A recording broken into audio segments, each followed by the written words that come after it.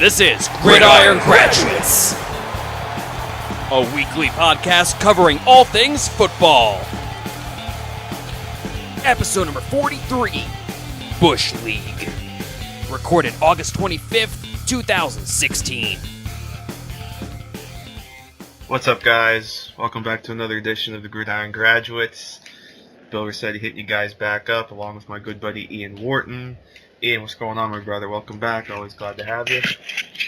Yeah, man. Likewise. Glad to be on, and we're hitting week 3 of the preseason, which is an exciting time. It's usually the time where fans can put the most stock into what their teams are up to and how they're performing. So also means that we're about 2 weeks away from really hitting the grind, and college football starting up next weekend. We do have a game this weekend as well, but not really a big one. Cal in Hawaii, out in Sydney, Australia. So we're close, man. We're really close to football starting next week, because it's really when the excitement begins, because college football kicks off. But hey, we've almost made it. Yeah, for sure. This is always a fun time of year. You know, like you said, this is dress rehearsal week, so it just means we're that close. And yeah, college starts next week, and a lot of big games week 1.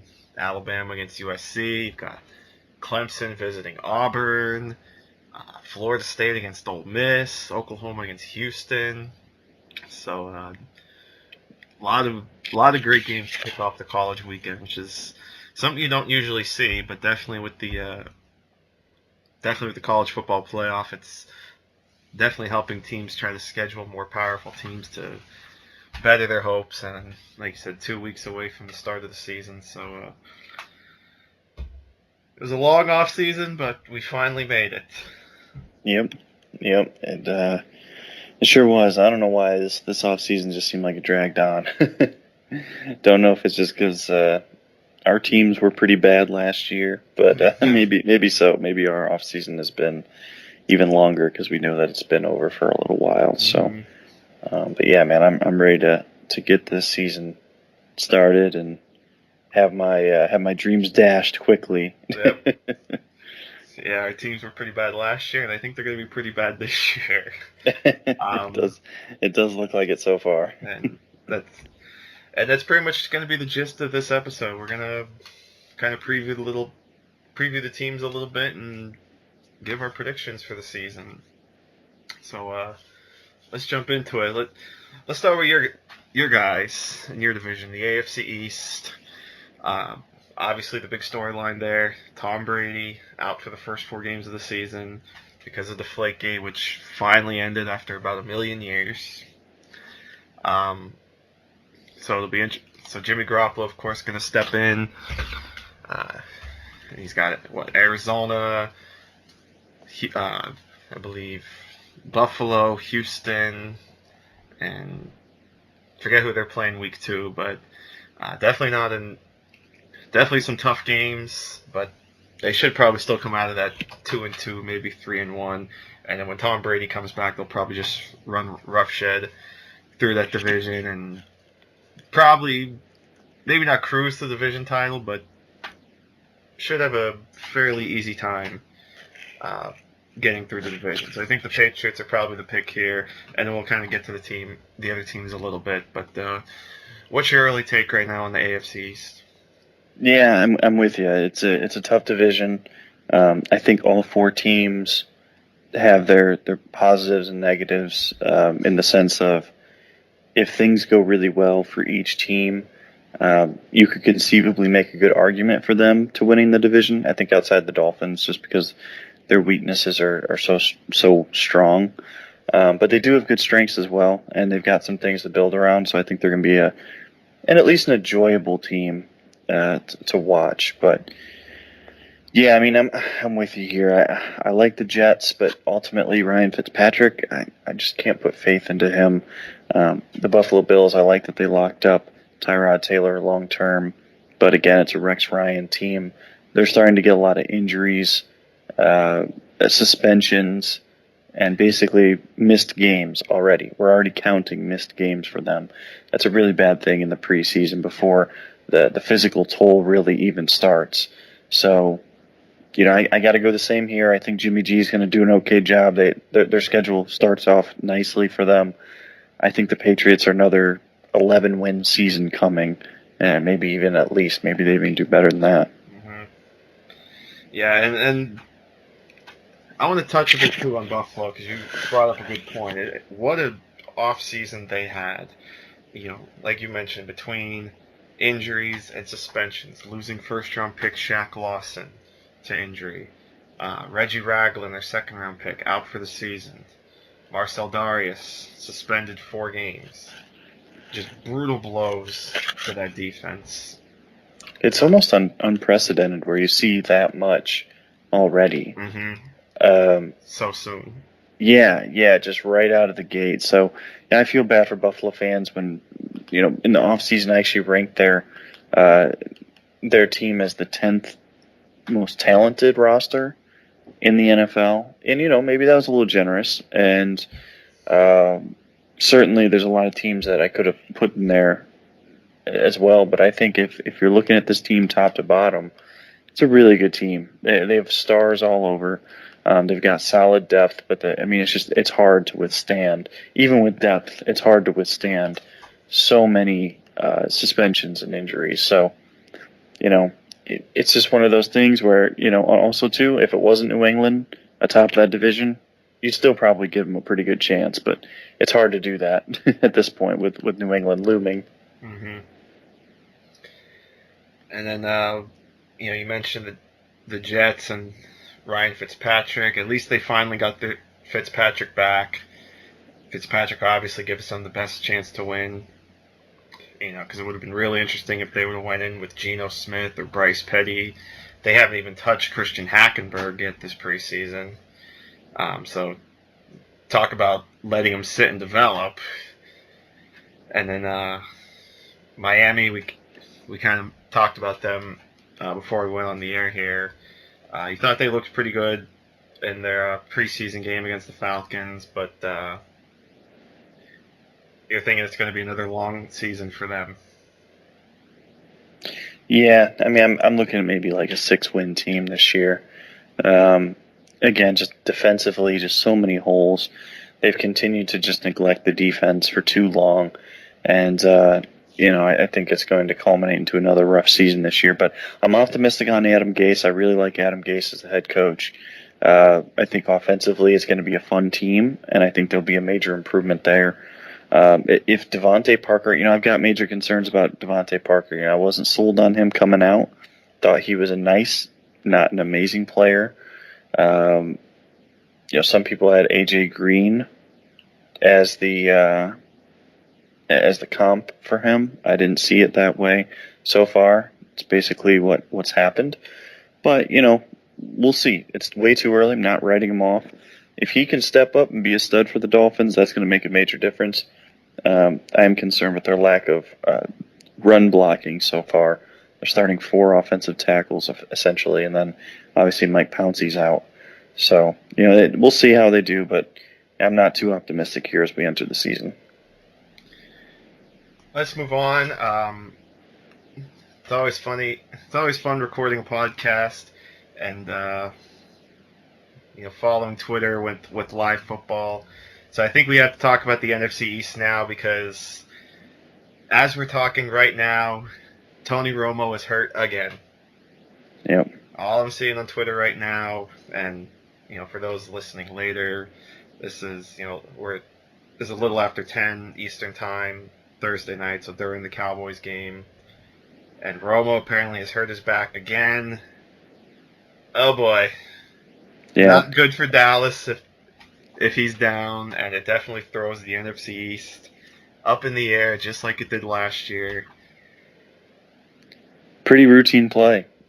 Rewatching it now, he's starting to scramble. Steps up in the pocket, obviously. From behind, looks like maybe it was Cliff Averill that hit him from behind. I think so. Not really he's sliding down and a lot of weight jams him. Yeah, I wouldn't be surprised, and we'll obviously find out. Hopefully it's not bad news. Maybe even like a chiropractor. Maybe he just kind of got crumpled up, maybe go see a chiropractor. Maybe it'd be as easy as that. Hopefully it's not anything serious. But I mean, he's had a bad back for years. And, taking hits as an NFL quarterback, all it does is take one. So, hopefully he's okay. As good as Dak Prescott has looked, their NFL Super Bowl hopes and dreams will crash and burn if he's seriously hurt. Mm-hmm. And this is why I thought the Giants were a dark horse in this division, because at this point you can't trust the health of Tony Romo. You can't go in anymore thinking he's going to play 16 games, and now he's already having back issues, and we're not even out of the preseason. So, and with you look at a team like Washington, how are they going to handle the pressure of being the defending division champs, because they're not usually in this position. Obviously, a tough schedule facing teams like Carolina and Arizona. Because on paper, the Giants are definitely look improved, especially on the defensive side of the ball. Picking up guys like because I'm completely drawing a blank. I'm sorry. The kid from Miami.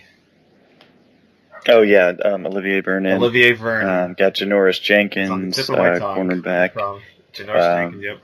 Yeah, they spent a lot of money this offseason. They did. And I think it was a move that they had to make. I mean, I don't blame them. Yeah, did they overpay their guys? Yeah, they did. But I mean, it's understandable. Their GM's under a lot of fire and scrutiny. They've got Eli Manning, and he doesn't have much time left. Maybe 3 to 5 years at the most. So, you've got to win now, and so that means spending a lot of money. Mm-hmm. And the offense looks like it's going to be pretty good, especially with Ben McAdoo now as head coach. Victor Cruz looks like he's finally sort of starting to get healthy. He's apparently expected to play Saturday against the Jets, so we'll see how he does. And then obviously Odell Beckham, not much needs to be said there. And then Sterling Shepard, the rookie out of Oklahoma, seems to be getting a lot of hype coming out of camp. So early on, it sounds like that was a pretty good hit for the Giants in round 2. Running game, see how that goes with Shane Vereen and rookie Paul Perkins, Rashawn Jennings. The O-line's going to be the interesting question, though. Can Eric Flowers hold up? Can the rest of the line hold up? We'll see. But if things kind of come together, I think the Giants can take this division. I think I'm going to... And, that'll be my... I'll go a bit on a limb here. I'll go bold here. I'll say the Giants take the division. Yeah, I like it. I think this division is really up in the air. I don't trust Romo's back, but I think just in terms of talent and coaching, I'm going to go with the Cowboys. I know it's the in pick, and we all know that, but I'm not sold on the Redskins. I think defensively they still have quite a bit there that they need to patch up. They don't have much of a run game. I don't like Kirk Cousins too much, even though he's surrounded by amazing talent at wide receiver and tight end. And Jay Gruden's done a heck of a job there. Maybe I'll be proven wrong. I don't think they're a bad team. I think they'll be right in the thick of it, along with the Giants. I think it's going to be a very, very close decision, and you're talking about maybe 1 or 2 games is what this will all boil down to. And maybe, if Romo misses a game or 2, maybe that decides it. But I'm going to go with the Cowboys here. I'm going with like a 9-7 record. It does sound like Romo is starting to warm up a little bit on the sideline too, so maybe he's okay. But again, though, like you mentioned, this is always a concern. Even if he goes back in, or even if he's A-okay, this doesn't just go away. This is going to be a weekly. Every single time that he gets hit, it's going to be a concern. And we haven't even touched on the Eagles, but I think it's pretty clear both of us probably think they'll be dead last in this division. Yeah, I mean that wouldn't shock me. Bradford stinks.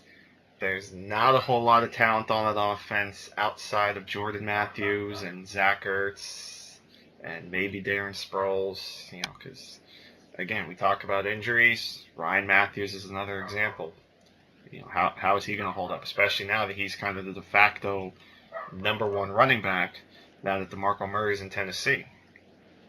O-line is a major issue. Yep. Especially at the bookend tackles with Jason Peters, having health issues lately. Lane Johnson's looking at a 10-game suspension. And they don't have much depth on that O-line either. So with those two going down, and that's what made the Dorial Green Beckham trade just really weird to me too. Like, I understand bringing in the talent, but you traded a player at a position that you don't have much depth at to bring in Green Beckham. So I don't know. At least the defense looks like it should be pretty good. They even at cornerback they seem to finally have a little bit of stability with Nolan Carroll and whoever's opposite him, and of course you got Jenkins. So, and they bring in Stephen Tulloch, who probably going to get one of the linebacker spots, maybe the Will, because Jordan Hicks at the mic is a stud, and then obviously the front line is pretty good. I'm excited to see him back healthy. Yeah, absolutely. And one thing that the Eagles have going for them, obviously I was really high on them last year, and it didn't work out. Crashed and burned, but that's okay. What I'm interested to see is, even without that first round pick, how do their young guys develop? Like you mentioned, you've got Hicks there. He's a beast. You've obviously got a very talented defensive line. Malcolm Jenkins, he's not a young guy, but he's still a star. But you do have young guys at cornerback. You've also got young guys at wide receiver, a whole slew of them. I know some people on Twitter have asked me, who are some vet guys that they can go get. To be honest, I don't think that should be the concern here. I think the concern needs to be, let's get DGB to become a star. Let's get Nelson Aguilar up to speed and become a star. Mm-hmm. Let's get Carson Wentz on the field if we start slow. If this team starts 2-5, 2-6, 3-6 even, something like that, just put in Carson Wentz. Get him in there. Start getting him some looks. If they can get him anywhere between 6 and 9 games of experience, that's going to really bode well for them in the future. They can move on from Bradford in the offseason next year. Best case scenario, they're in the thick of it. They start Bradford all year. And, hey, maybe they make the playoffs. Maybe that's the best case scenario. Worst case scenario, you need to get your young guys playing, get them experience. So even if it's a bad year, there's some positives that can come from it. The biggest disaster that could happen is that the young guys don't take that step forward, and you have injury issues with them. Obviously, you're not hoping for that. That's worst case scenario.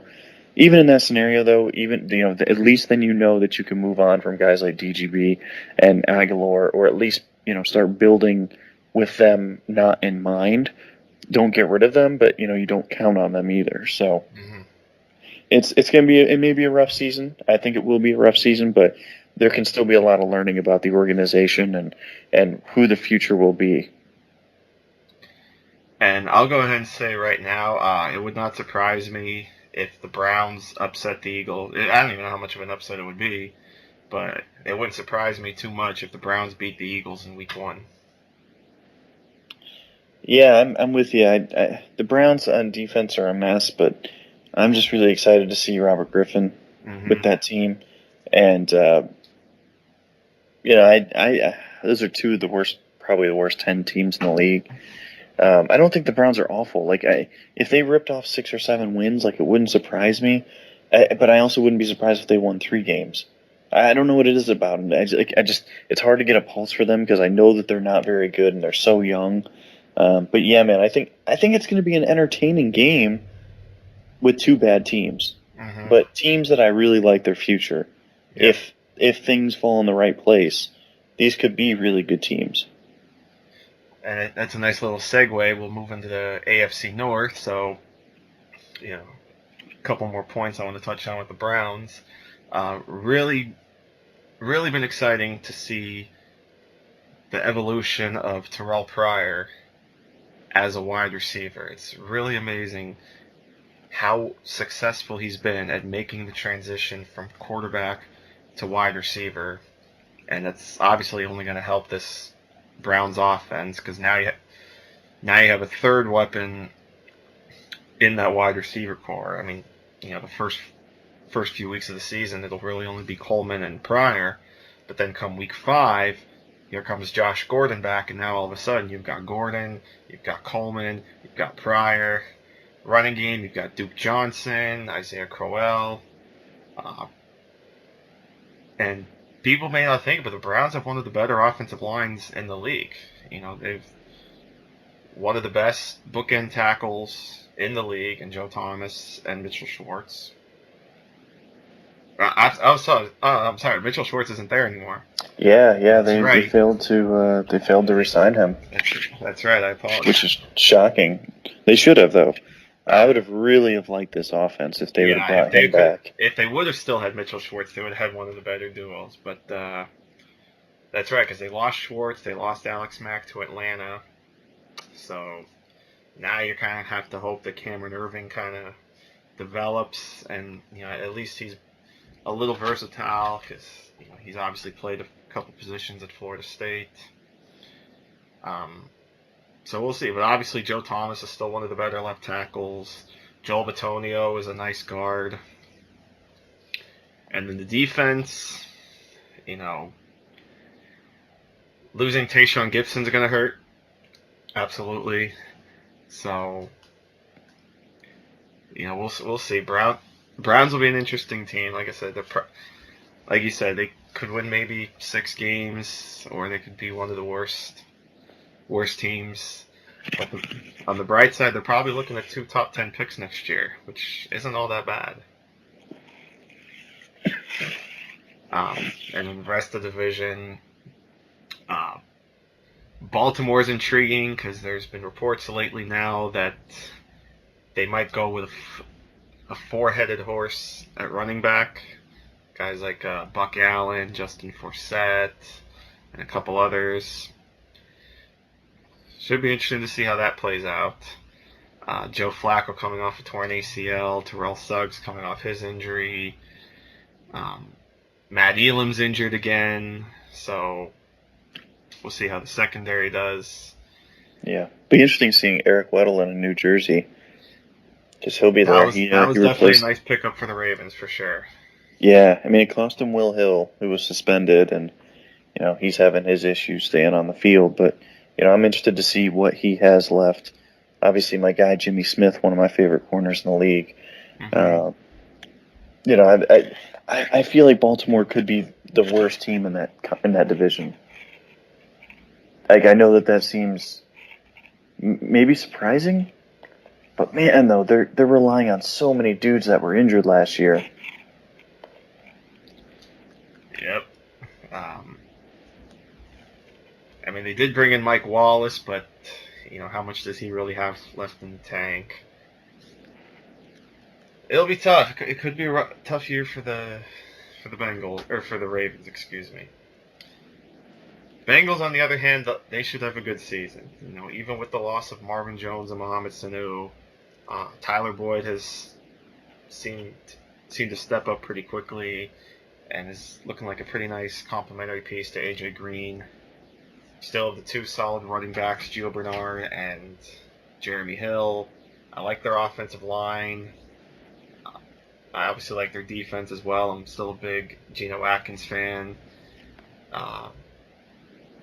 They do lose. They do have a suspension on that defense for the first 3 games, but with Vontaze Burfict, he's going to miss the first 3 games. But it wouldn't surprise me if the Bengals come away with this division. Especially with the Steelers. Steelers are going to be a tough team to figure out with, Martavis Bryant out for the season. Le'Veon Bell is out for the first 3 games, but, D'Angelo Williams is still more than capable of holding down the fort till Bell gets back. I don't know. It could be a coin flip, but I think I'm going to lean in the favor of the Steelers. Actually, I think I'm going to pick the Steelers slightly ahead of the Bengals, but I think the Bengals will probably end up getting a wild card and probably lose in the first round of the playoffs again. Yeah, I mean, I'm with you. I mean, this is a tough one here. I think the Bengals, it's going to be hard because they lost so much this offseason offensively. And Eifert's had some injury issues already. Yep.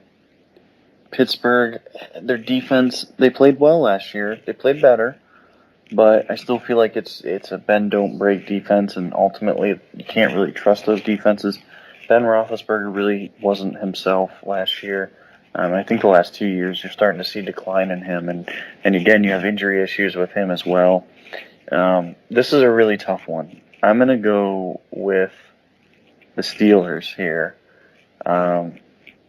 just because I don't trust Dalton.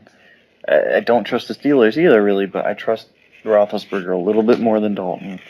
So, man, It's close. It's so close. I'm gonna say Steelers with 10 wins, win in a tiebreaker against the Bengals. I think the Bengals hit double digits again, but man, those two are just literally so similar as far as their talent level, and they're both very talented teams. They've both built well through the draft in the last couple of years. Mm-hmm. Let's move to the NFC North. And, last year the Vikings were the trendy sleeper pick, and they wound up winning the division on the last week of the season, and you had, of course, the unfortunate exit from the playoffs. So now they're back. Teddy Bridgewater's ready to go. They bring in Laquan Treadwell to try to help the passing game.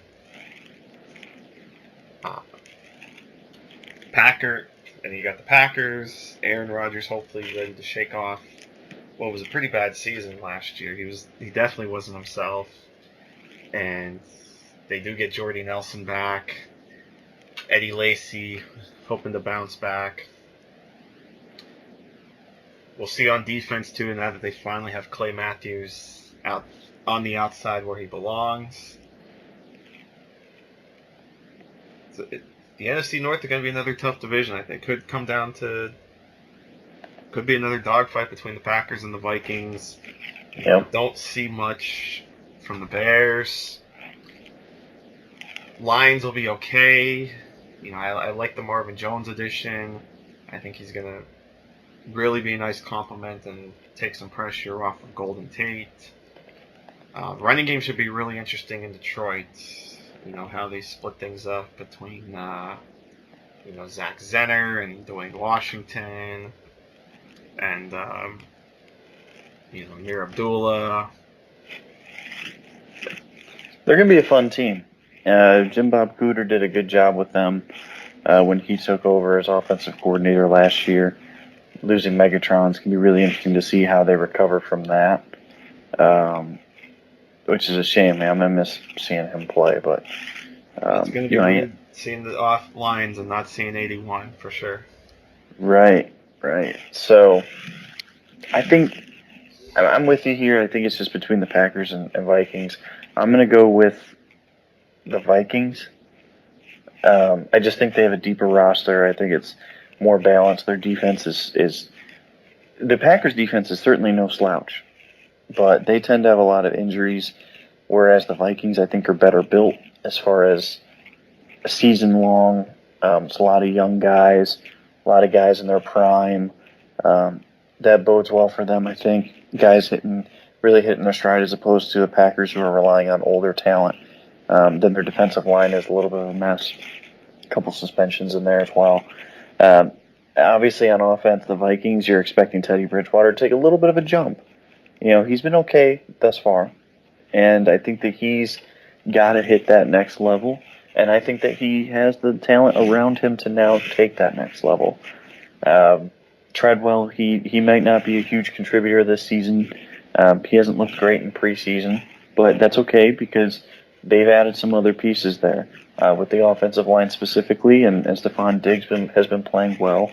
I do think Treadwell will eventually contribute. So, yeah, it's going to be really interesting to see how quickly they can hit their stride on offense if they do hit their stride. And if they do quickly, then the Packers are really going to have to play well early on to keep that a close fight. Because remember, Packers last year, again with a really good defense, still finished a game behind. So they're going to have to see an uptick in production from their receivers, which I do expect with Jordy Nelson back. But all in all, this is going to be a really close one. I'm with you here. I think Detroit's going to be a very competitive team. I just don't think that they're going to be in there. There may be an 8-win team. Chicago, to me, just looks like another 6-win team. They've made improvements, and I actually really like what they've done the last couple of years. I just don't see enough star power there to really carry them when they need it the most. And I'll go ahead and agree with you and pick the Vikings in the North. And the Packers will certainly be in contention for a wild card again. Let's go on to what I think should be one of the more interesting divisions in the NFL this season. It's the AFC South. 8-8 took this division last year with Houston. 9-7. Houston was 9-7 because they avoided what would have been a really weird tiebreaker if the Texans and Colts would have both ended up 8-8. But Houston, the defending division champs, but they've taken some blows so far this preseason. Obviously, the big story is J.J. Watt. He's trying to get ready for Week 1, and it sounded like he may be able to play Week 1. We'll see. They did just lose their expected starting center, rookie Nick Martin. Of course, they had lost last year's starting center Ben Jones to the Titans, and now we're hearing Dwayne Brown is injured as well. So, a bit of a couple of hits to the Texans' O-line, but obviously the big moves they made, Lamar Miller, and of course at quarterback, Mr. $18 million a year, Brock Osweiler, which just goes to show you the quarterback market.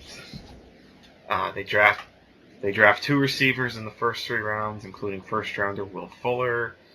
Try to take some pressure off Nuke Hopkins, even though Nuke Hopkins is just an outstanding receiver, even by himself. The Colts, obviously Andrew Luck's got to play better, but some of that too falls on the offensive line because that O-line was just atrocious last year. One reason they went out and drafted guys like Ryan Kelly in the first round and LaRaven Clark in the third round. Got to get better protection there, got to get better play. Frank Gore, the seemingly ageless wonder, Frank Gore, still there. And they're expecting big jumps this year from guys like Dante Moncrief and Philip Dorsett. So, that offense is going to be interesting to watch. And, of course, everybody's sleeper team this year, the Jaguars, really went out. Literally everyone's. It really is. Even Eric Edholm last night on Twitter asked about sleeper teams, and he said he can't count Jacksonville or Oakland because they're everybody's sleeper team. But, for good reason. Jacksonville went out and they splurged because they know they're pretty much in a win-now mode. Do I think they win the division? Probably not this year, but I think next year could be their year. Don't know if they're ready to make the jump this year. I see them maybe as about a 7-win team. I think I'm going to go ahead and take the Colts in this division, slightly over the Texans. I think the Colts should get better play from the offense, and I think that could be just a little bit what they need to get them over the hump. Especially with some of the issues the Texans have been having this preseason. Yeah, this is another tough one. I mean, you can make an argument for the top 3 teams. Texans, Colts, Jaguars. I'm kind of with you here. I don't think that this is the year for the Jaguars. I think they're maybe a year away. It's just hard with a lot of that much young talent to actually come in and deliver on that and those expectations. I think that's going to be hard. I'm going to go with the Texans. Colts roster is just so bad. It's so bad outside of Luck and the wide receivers. I can't imagine him carrying them that far. I'm going to go with the Texans. I just think that they have got a pretty strong roster. Their offense is going to be, I think, very competent. At the very least, very competent. So that's my pick. I do think it'll be close, though. The Jaguars, who knows? Maybe they will deliver. It's just when everyone seems to pick them, you know what I mean? It seems like that team always falls, and we see that every year, especially the team that won the offseason by their draft picks or their free agent signings. Obviously, they had a headlining draft by Jalen Ramsey and Miles Jack, and I think those will be 2 solid players for them. But again, though, rookies generally don't have that much of an impact on winning teams. So we'll see how it goes. I mean, I'm rooting for them. I like seeing them good. They've been so bad for so long. I hope that I'm wrong. I think they'll be a 2017 team, though. I'm with you there. Mm-hmm. And then the Titans, they'll probably be one of the bottom teams, but at least they have their quarterback of the future, Marcus Mariota. Running game will be interesting to watch, how they split things up with DeMarco Murray and Derrick Henry. But overall, just poor coaching is ultimately what's going to hold the Texans or the Titans back. But we shall see. Yeah, I think the Titans will be good eventually, but they're so young, and obviously Mike Mularkey, a head coach, that's a pretty questionable move. But I do like I love the core that they've built. I wish they would have kept DGB, but I understand. It's a lot of issues. That guy, he needs a wake up call, and hopefully Philadelphia can give it to him. Possible. Yeah, but overall, though, I mean, I like that Mariota Henry pairing, and then DeMarco Murray as well. Mm-hmm. Let's go over to the NFC South. Obviously, the head of the class, the reigning NFC champion Carolina Panthers, who pretty much bring everyone back and obviously regain Kelvin Benjamin, who's coming off a torn ACL. But obviously, they've got the big targets on their back, so I don't think we're going to see another 15-1 season out of the Panthers. But they should still be the favorites in this division. As long as Cam's there, doing what he does. Solid running game still with Jonathan Stewart, and they're liking Cameron Artis-Payne. Again, Benjamin back. You've got Devin Funchess, who really came into his own as his rookie season wore on. And then, obviously, the defense, not much we need to talk about there. Well, except for the fact that they lost Josh Norman. But, there's something. Josh Norman may not be all that great, so it remains to be seen how much of an impact losing Norman will actually have on the Panthers. So that'll be certainly fun to watch. And, going up against the Broncos week 1 is a good test. Seeing Demaryius Thomas and Emmanuel Sanders. The sneaky team in this division, though, Tampa Bay. I think you're going to see a bit of improvement from them. You saw the jump from 2 wins to 6 last year. Now you have Dirk Cutter as head coach, so at least you have that bit of consistency there. Jameis Winston had a very good rookie season. Should take a step up in year 2 as he continue his connection with Mike Evans. Doug Martin had a bounce back year. Charles Sims is a nice backup, and so I mean maybe not. They might actually compete for a playoff spot. They might actually be a sleeper playoff team. They could sneak in there as that second wild card. Yeah, I mean, they got close last year. They finished the year, they were in the mix until, last couple of weeks, which is impressive for a young team like that. And, I think that they'll do well. I think the Panthers will again win the division, but I think Tampa won't be too far behind them. I do think Carolina kind of takes a step back as their schedule's going to be a lot more difficult. Cam Newton's amazing, but he's surrounded by good talent on that offense, and that defense is obviously very good as well. But overall, I don't think that they're going to be another 12-plus win team, maybe a 10-win team, 10, 11, maybe 12 at the max, but I would say 10 or 11, just because, it's just hard to win that many games in the NFL back-to-back years. So, for them, I think that they'll have a good year, win the division. I think that the Bucks will win a wild card spot. I think they'll be the number 2 team in the division. I think they might hit 8 or 9 wins. I think the Falcons take a big step back. I think they're a bad football team. I think you're looking at maybe a top 5 pick this year, and maybe they move on from Matt Ryan. I think that he's a major issue there. Arm strength has gone down the toilet. He's been really bad since Tony Gonzalez, Roddy White started declining and left. Those are major issues for them. With that in mind, is that they need to have an elite cast for him. Well, quite frankly, if you need to have that type of talent around him, he's not worth it. And he's like 30, 31 years old now too. With his cap number, it'd just be better just to restart with like a Deshaun Watson type. So if they do end up bombing this season, it might not be a bad thing.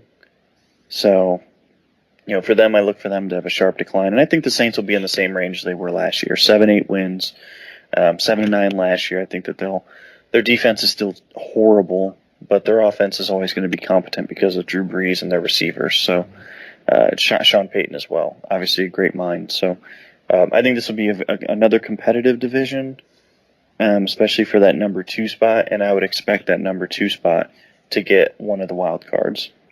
And what's interesting, and you mentioned how the Saints' defense was pretty bad.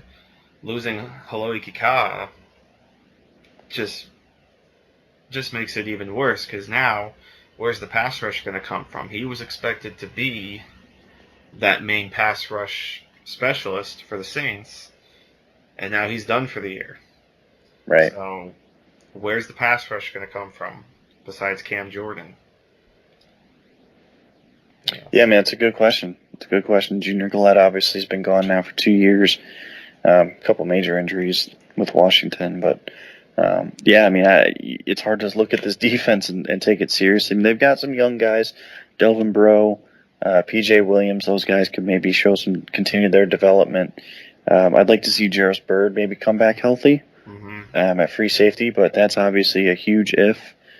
That would be great to see because how good he used to be, but it's generally difficult to expect that major injuries for multiple years to come back healthy. So, yeah, I think that'll be a fun division though overall, and I'm looking forward to seeing if really focusing in on the Panthers and the Bucks and seeing how those two grow as rivals.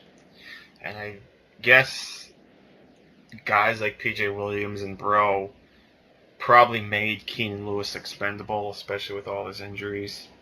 Yeah. Yeah, that's another guy. He really hasn't been the same since 2013. Yeah.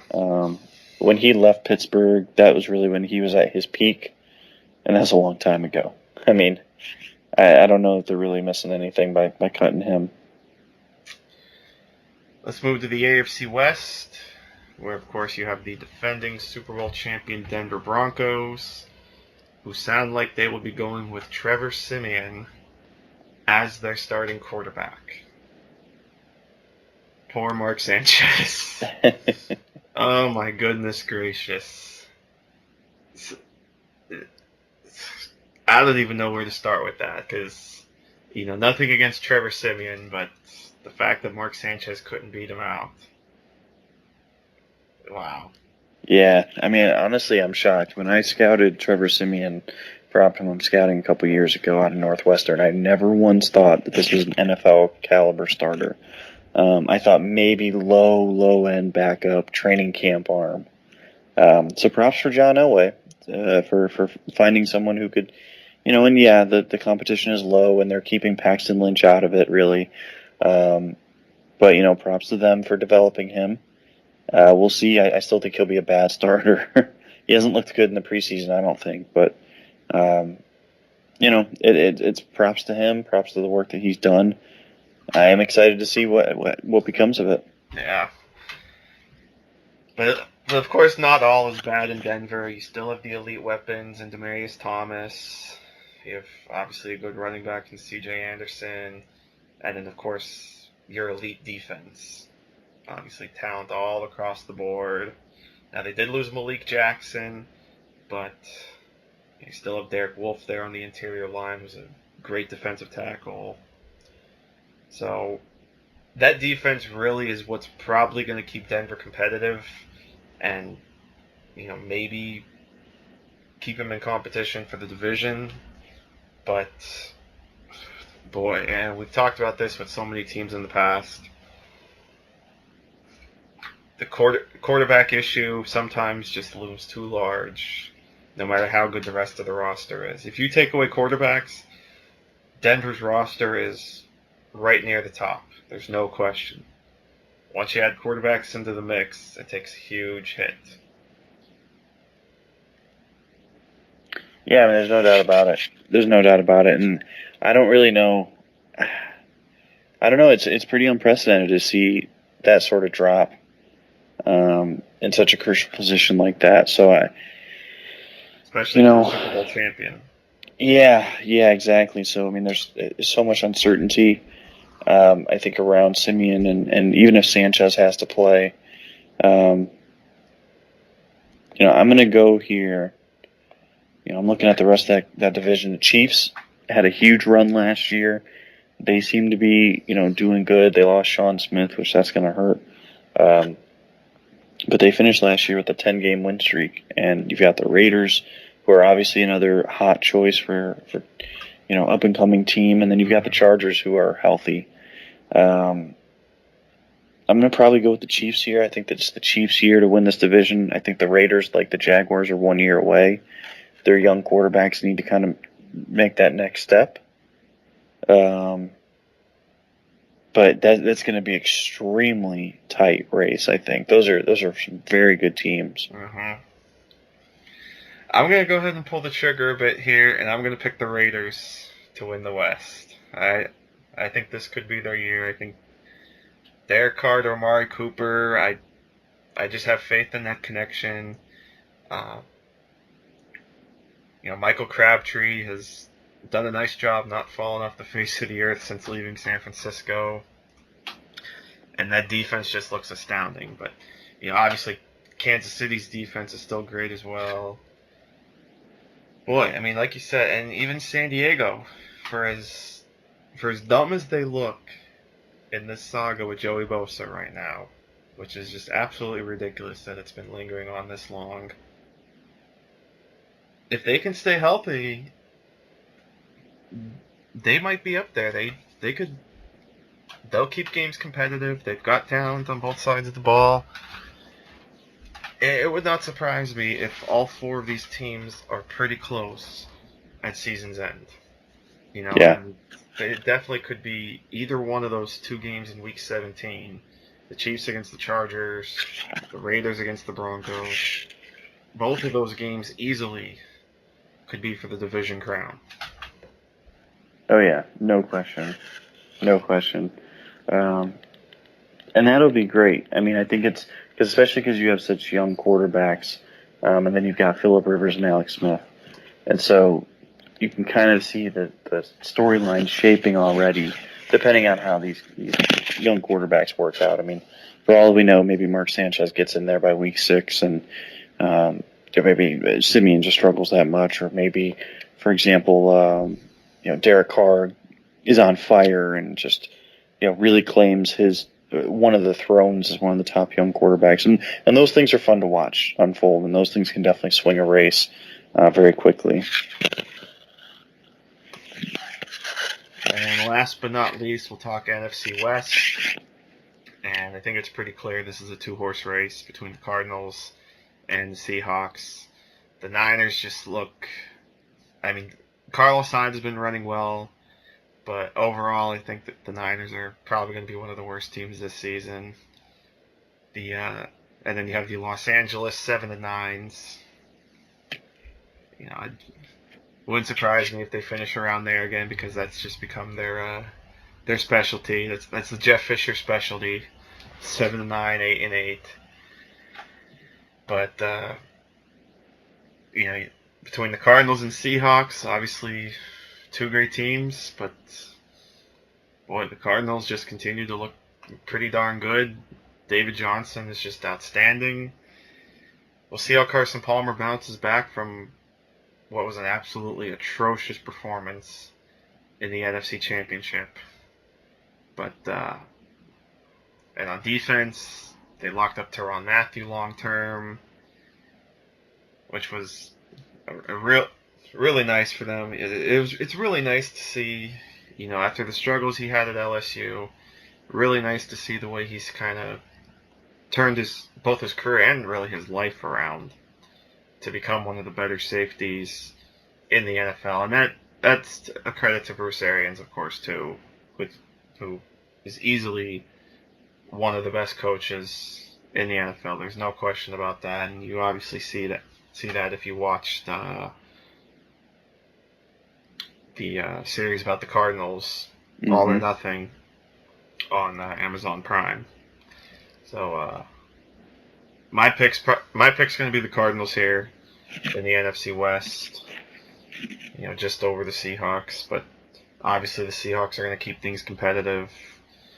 But boy, that offensive line, even with the addition of Jari Evans, even with the drafting of Jermaine Ifedi, still a question mark. And we've seen how poor offensive line can really hurt a team, and that could be the difference between these two teams.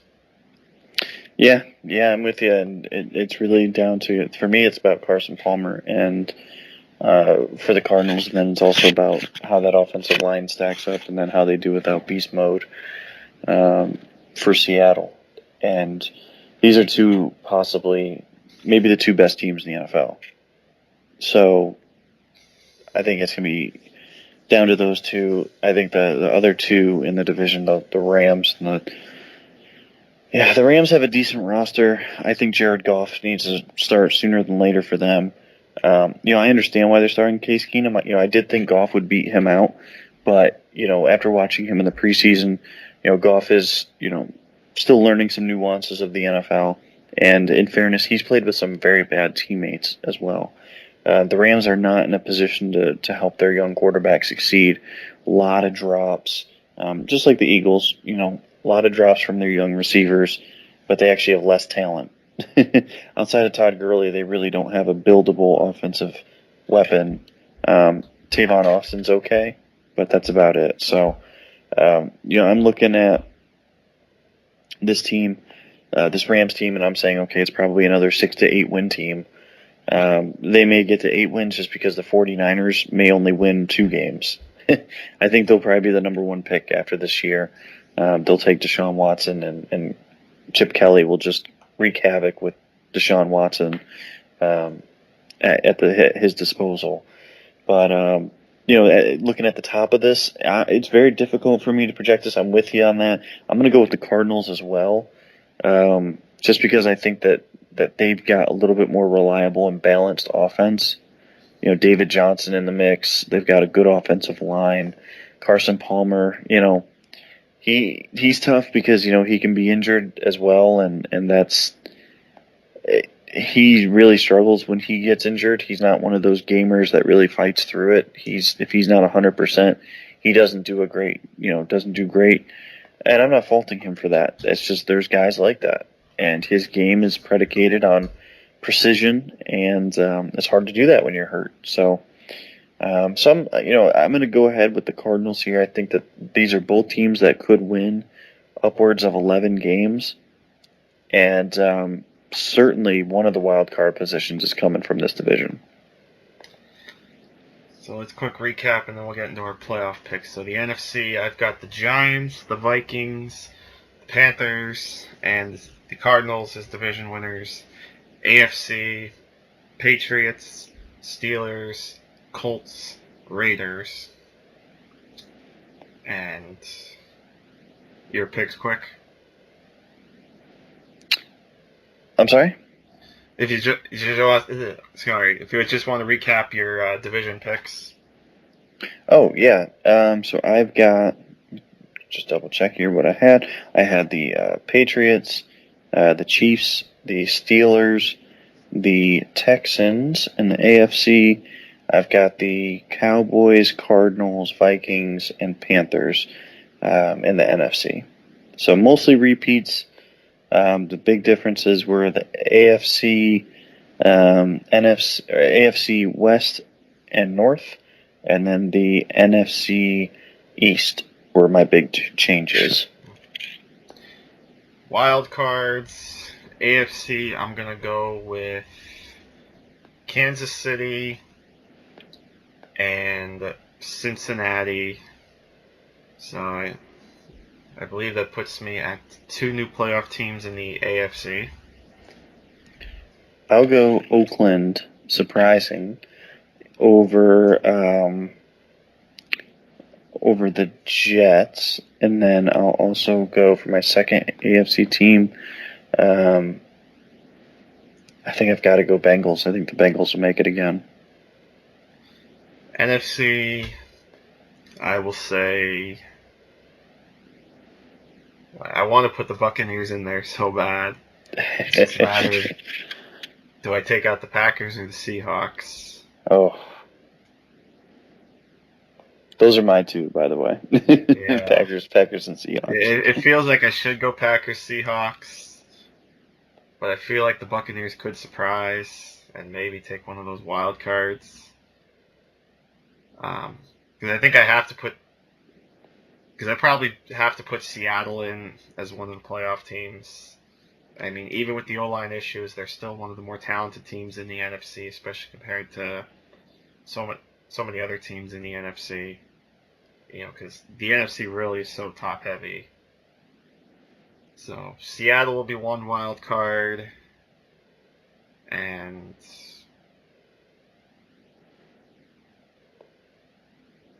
I'll go ahead and put Tampa Bay in. I'll go a bit bold. I'll put some new blood in there. I'll put the Buccaneers in just over the Packers. I like it. I would be very pleasantly happy and pleasantly surprised if that happened. I'm all for new teams making it into the playoffs. We can get some new faces there. I don't think it'll happen, but one injury, and that's all that it takes. Mm-hmm. So, I'd love it. I really would. I hope we get some new faces in the playoffs this year. And then I guess we'll go ahead and make Super Bowl picks here. Yeah. I will go ahead and pit the Patriots against the Cardinals.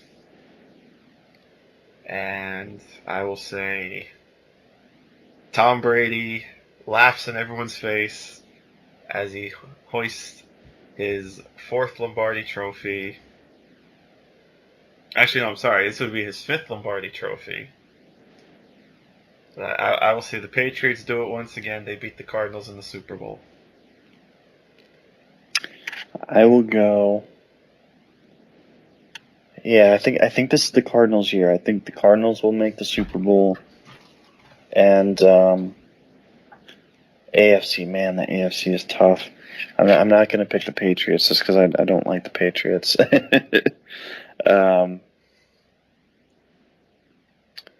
Boy, though, it's hard not to pick them. I'm going to go Patriots, and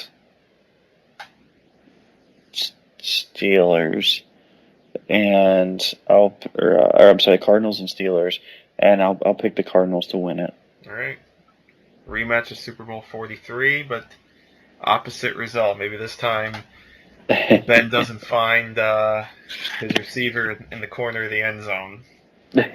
Nope. This time I'll take John Brown in the back of the end zone to crush the hopes of the Steelers. There you go. So there you have it. Our picks are in. We're both pretty all in on the Cardinals. And it's always interesting to see how things play out and which teams surprise us that we didn't expect and which teams we did expect to surprise flounder. Yep, it always happens. We will be wrong. There's no doubt about that. Any final thoughts, my friend? No, I don't think so. I'm excited. Like I said, hopefully we get some fresh faces there in the playoffs. Yep. And hey, hopefully I'm wrong. Yeah, I won't be upset if I'm wrong. So, it'll be a good season though. Lots of storylines. It's very close. Not that many teams stand out from each other, and that always makes for a fun season. Absolutely. So with that, wraps up another fine episode, I'd say. So our predictions are in, and I look forward to seeing how wrong I am. So enjoy the rest of preseason week 3, the rest of the dress rehearsals, and get ready for the first wave of cutdowns too. I believe it's Tuesday night, or Tuesday afternoon is the first wave to cut to 75, and then the final preseason week, and then the cut to 53, and then we're ready to go. The Super Bowl rematch kicks things off. We'll be talking week 1 very shortly, so hang in there, folks. We're almost there. So thanks as always for listening. We really do appreciate it. For Ian Wharton, I'm Bill Rossetti. Thanks so much, and we'll see you next time right here on GG. Take care, my friends.